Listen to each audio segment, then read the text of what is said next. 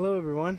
Today I'm going to be discussing the Stow N Go seating removal on a 5th generation Town and Country or Dodge Grand Caravan. As you know, underneath these middle sections right here, there's Stow N Go seating. So that seat could completely fold down and hide in there. Well, guess what? If you're taking a road trip and you need the extra space under here for storage, you don't want the seat here and you don't want anything in here. So I'm lifting this up, but as you can see, right now there's no seat in there. I didn't see any videos on how to remove it or instructions, so I want to discuss that today and give you guys a hand. Hopefully this helps somebody. But basically what it comes down to is removing this trim just a little bit to get the seat in, and then removing these 3 nuts, and then that's it. Once you get this high enough trim, then you could go ahead and loosen these 3 nuts, and then the whole seat comes up. It's heavy, but it's easy to get out. So I'm going to explain that right now with the reverse procedure of putting it back in. So the tools that you need today is a 15mm socket to get to these bolts right here. And then you're going to need an 11mm socket to get to this guy, this one. There's one underneath here, and I believe there's one underneath there.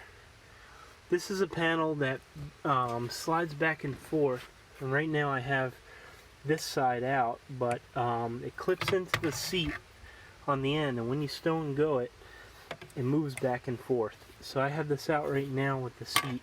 And I left it like this so nobody falls in any holes while I'm out on the road and whatnot. And then lastly, you want a tool like this to remove the trim. It's going to come in handy as I lift up that side and lift up this side. And it's also going to come in handy when I pop this. And I'll show you that right now. There it is right there. Oh. There we go. Now it's exposed. So you remove this, this, and this, and then underneath there I believe there's a couple more. Okay, I forgot to mention, you need to pop up this side too in order to get this plastic piece up. There's a lip right here and you do not want to break that. So once you have that up, go ahead and put the tool underneath there, pry it up like that, and there we go. Oh, sorry for the shaky video. Okay, back again. I wanted to show you this, that it's got a clip here, so you just got to push on this button right there and it'll release it from the seat bracket there. And then on the bottom side of this you have those 2 areas and these 2 areas that those clips pop into, just to give you an idea so you don't break that trim. And once you have it like this, you'll see those 2 nuts exposed. So you need to get those out. So I'm going to go ahead and come back after I get all those out. Okay, as you can see, I have all the nuts out right now in sort of the positions that they should be in once you're firmly mounted. With this out, you could see how the trim could just lift up like this. So you don't really have to remove the whole entire trim, just enough that once you get these 3 nuts off, you can lift the seat and it could not grab the edge of this trim.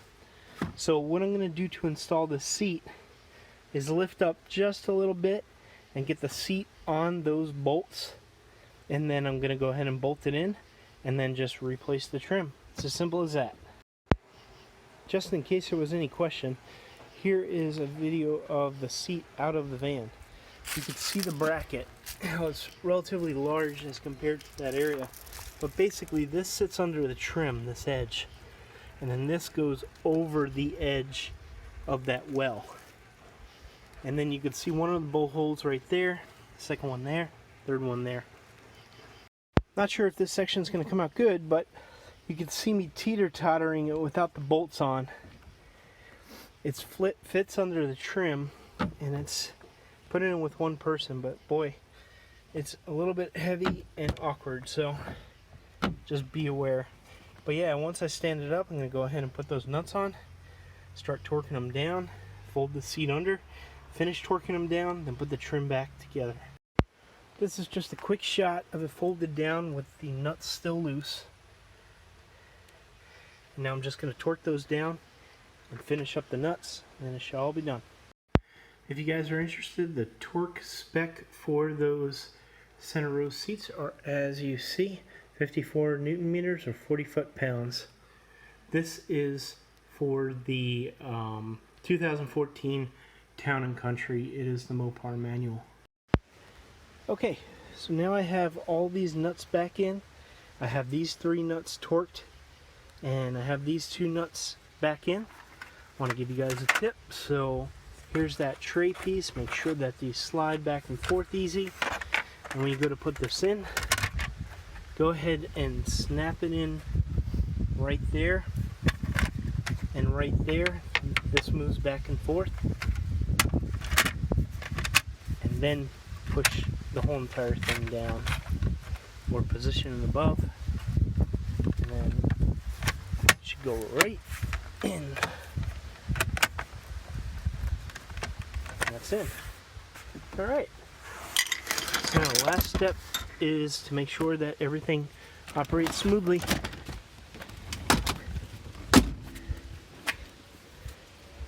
Looks good.